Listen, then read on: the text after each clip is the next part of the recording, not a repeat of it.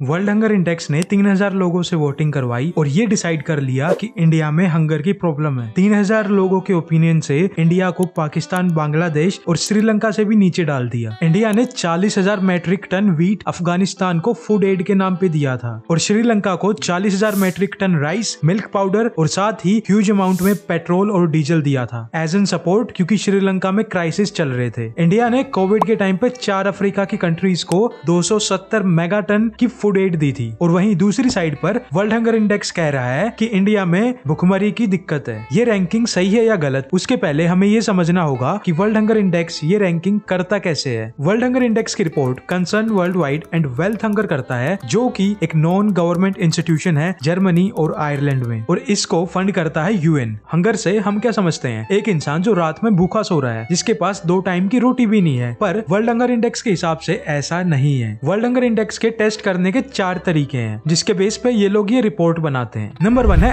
Under nourishment. वे लोग जो कुपोषण का शिकार होते हैं, जो दिन में मिनिमम कैलोरीज भी नहीं ले पाते। फॉर एग्जाम्पल, एक पर्सन की मिनिमम कैलोरीज 1500 है और एक रोटी में 500 कैलोरीज है, तो उस पर्सन को टोटल दिन में 3 रोटी भी नहीं मिल रही है। और ये टेस्ट सिर्फ और सिर्फ 5 साल के नीचे वाले बच्चों के लिए होता है। सेकंड है चाइल्ड स्टनिंग। साइंस के हिसाब से हर बच्चे की एक उम्र के हिसाब से हाइट होनी चाहिए, और अगर वो बच्चा उस हाइट का नहीं है तो वो चाइल्ड स्टनिंग की कैटेगरी में आएगा। और ये टेस्ट भी सिर्फ उनके लिए होता है जिनकी उम्र 5 साल से कम है। थर्ड है चाइल्ड वेस्टिंग, यानी कि एक बच्चे की हाइट के हिसाब से उसका वेट होना चाहिए। फोर्थ है चाइल्ड मोर्टेलिटी। अगर किसी बच्चे की डेथ 5 साल से पहले हो जा रही है तो वो इस कैटेगरी में आएगा। वर्ल्ड हंगर इंडेक्स इन 4 तरीकों से ये लिस्ट बनाता है। अब ये कितनी सही है आप लोग खुद सोचो। बच्चों के डाटा के हिसाब से ये गेस किया जा रहा है कि किसी कंट्री में हंगर का इश्यू कितना है, और साइंस के हिसाब से काफी फैक्टर्स होते हैं जो हाइट को अफेक्ट करते हैं, उसके जेनेटिक्स, उसकी फिजिकल एक्टिविटी। और वो बच्चा अगर फास्ट फूड ज्यादा खा रहा है तो उसका इफेक्ट भी उसके हाइट पे होगा। और एक बच्चा अगर अंडरवेट है तो उसके काफी रीजन हो सकते हैं, उसको कोई डिजीज हो या फिर वो इनफ कैलोरीज ना खा रहा हो। और यहाँ पर हम 4 से 5 साल के बच्चों की बात कर रहे हैं और बच्चे मूडी होते हैं। इसका मतलब ये नहीं है कि उसके पेरेंट्स 2 टाइम का खाना भी अफोर्ड नहीं कर सकते। पर इस पे कुछ लोग बोलेंगे अगर ये तरीका गलत है तो यही गलत तरीका हर एक कंट्री के लिए यूज किया जाता है। इंडिया के आंकड़ों के हिसाब से लास्ट 50 ईयर्स में हमने अंडर नरिशमेंट, चाइल्ड स्टनिंग और चाइल्ड मोर्टेलिटी को कम किया है। एक चीज जो हम कम नहीं कर पाए हैं वो है चाइल्ड वेस्टिंग। बच्चों का वेट उनकी हाइट के हिसाब से।